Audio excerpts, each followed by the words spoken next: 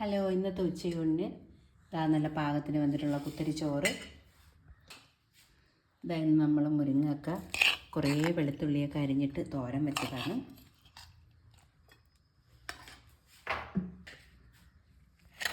അതായത് ചക്ക അവിയലാണ്. നമ്മൾ അധികം വേവിക്കാതെ വെച്ച ചക്കയായിട്ട് അധികം വെന്ത് പോയാൽ കുഴഞ്ഞു പോകും. അതുകൊണ്ട് നമ്മൾ വെള്ളമൊക്കെ കുറച്ച് വെച്ചിട്ട് വേവിച്ച ചക്കയാണ്. അതായത് കടലക്കറിയാണ്. കടല നമ്മൾ സലാഡ് പോലെ എല്ലാം തന്നെ ചോപ്പ് ചെയ്തിട്ടാണ് ഇന്ന് കറി വെച്ചത്.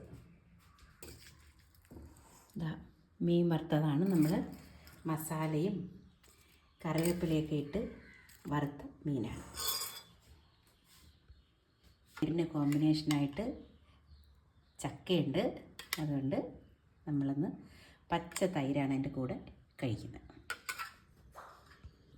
അപ്പോൾ ഇതാണ് നമ്മുടെ ഇന്നത്തെ ഉച്ചയൂണ്.